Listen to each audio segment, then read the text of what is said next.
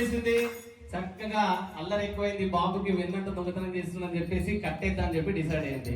వాళ్ళ ఇంట్లో వాళ్ళు యాక్చువల్ గా గోవుల కాపలు కాబట్టి వాళ్ళ ఇంట్లో పెద్ద పెద్ద తాళ్ళు ఉన్నాయంట. ఇంత పెద్ద తాడికి తాడు అటాచ్ చేసి వచ్చి కట్టేద్దాము డోలుకి అని చెప్పి వచ్చిందంట. ఎంత కడుతున్నా 2 అంగుళాల తేడా వస్తుంది తాడు.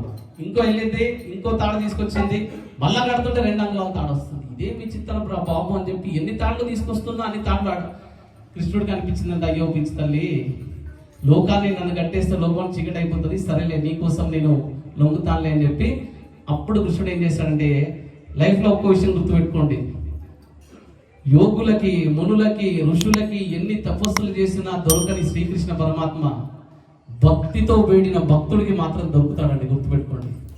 వాళ్ళ హృదయాలకు వస్తాడు. అప్పుడు తపన పడుతున్న భక్తురాలైన తల్లికి అమ్మ కట్టుకో అని చెప్తే అప్పుడు కట్టేదంట. అయితే ఆయన డోర్లు లాక్కుంటూ వస్తే 2 కింద పడ్డాయండి. ఏంటవి? 2 చెట్లు కింద పడ్డాయి. అందులో నుంచి 2 దేవతలు ప్రత్యక్షమయ్యారు. వాళ్ళిద్దరు ఎవరు అనుకుంటున్నారు? వాళ్ళిద్దరు ఒకప్పుడు శివుడికి డోలు మోగించిన వాళ్ళు అనమాట. నారదుడి శాపం వల్ల వాళ్ళిద్దరు చెట్లులాగా మారారు. అప్పుడు అర్థమైంది వాళ్ళకి.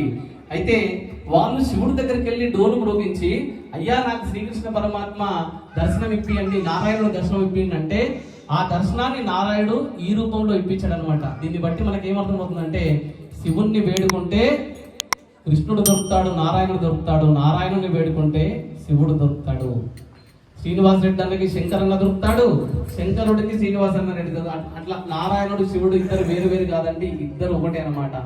యశోద బాల ఎరుపుల తిలక గోవింద గోవింద గోపాల రావే, యశోద బాల ఎరుపుల తిలక గోవింద గోవింద గోపాల రావే, యశోద బాల ఎరుపుల తిలక గోవింద గోవింద గోపాల రావే, యశోద బాల ఎరుపుల తిలక గోవింద గోవింద గోపాల రావే, యశోద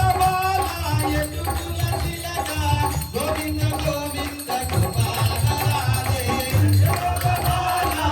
యశోద తిలక గోవింద గోవింద గోపాల రాధే, యశోద తిలక గోవింద గోవింద గోపాల రాధే, యశోద తిలక గోవింద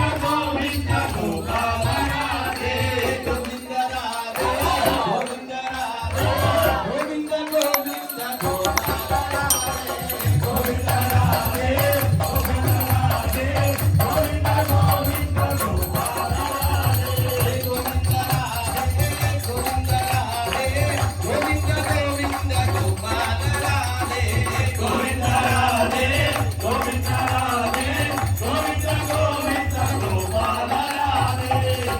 ధర్మరాజు అద్భుతమైన రాజు. ఆయన వాళ్ళ ఊర్లో అందరికి కూడా ఎన్నో దానాలు చేశాడు కాబట్టి ధర్మరాజు అయ్యాడంట. ఒకానొక రోజు చిన్న అహంకారం అనేది కొంచెం ఆయన మనసులో వచ్చిందంట. నేను ఇన్ని దానాలు చేస్తున్నాను, ఇన్ని కర్మలు చేస్తున్నాను. కృష్ణుడికి డౌట్ వచ్చి ఆయన ఏం చేశాడంటే బలి చక్రవర్తి దగ్గర తీసుకెళ్ళాడు అనమాట ఆయన్ని. అయితే అప్పుడు బలి చక్రవర్తి కృష్ణుడికి ఎలా ఎదురొస్తున్నాడు తెలుసా అండి? అసలు ఈయన ఏదైనా మాట్లాడడానికి వస్తున్నాడా, కొట్లాడడానికి వస్తున్నాడా, ఇంతమందిని వేసుకొని వస్తున్నాడు అని చెప్పి ధర్మరాజు పరిశాన్ అయ్యాడంట. అయితే వచ్చి స్వామి వారి పాదాలకు దండం పెట్టి, స్వామి రండి అని చెప్పి కృష్ణుని తీసుకొచ్చి సింహాసనం మీద కొడితే అప్పుడు కృష్ణుడు చెప్తున్నాడంట, ఈయన ధర్మరాజు అయ్యా అని చెప్పి చెప్పగానే, ఎవరయ్యా మీరు అంటే ఆయన ధర్మరాజు చెప్తున్నాడు, నేను ధర్మరాజు, హస్తినాపురానికి రాజుని. ఏం చేశారు స్వామి మీరంటే, మా రాజ్యంలో ఇంత ల్యాండ్ దానం చేశాను, అంత ఇది ఇచ్చాను, ఇంత అది ఇచ్చాను అని చెప్పి గొప్పలు చెప్పుకోవడం స్టార్ట్ చేశారంట. అప్పుడు బలి చక్రవర్తి వెరైటీగా చూసి, నీదేం రాజ్యం నాయన అన్నాడంట. అదేంటి ఇంతకన్నా దానం చేస్తే ఇట్లా అంటాడంటే, నా రాజ్యంలో దానం చేయడానికి అంటే దానం చేస్తే తీసుకోవడానికి ఒక్కడు కూడా లేడరా నాయన, మా దగ్గర మొత్తం అన్ని ఉన్నాయి వాళ్ళకి, నువ్వు ఇన్ని దానం చేసి అన్ని దానం చేసుకున్నావు అంటే అంతమంది విక్షాలు ఉంటారా మీ లోకంలో దానాలు తీసుకునే వాళ్ళని చెప్పారంట. ఒక్కసారి ధర్మరాజుకి దిమ్మ దిగింది. అంటే ఏ భక్తుడికైనా ఇంట్లో మనం పనిచేసే వాళ్ళు, భార్యకైనా భర్తకైనా ఇది నేను చేశానని అహంకారం వచ్చిన రోజు కృష్ణుడు వచ్చి ఇలాగే గుణపాఠం చెప్తారు, గుర్తుపెట్టుకోండి. అలాంటి అద్భుతమైన భగవంతుడు కృష్ణుడు నందకుమారుడు. నందకుమార నవనీత చోర గోవింద గోవింద గోపాల రాధే, నందకుమార నవనీత చోర గోవింద గోవింద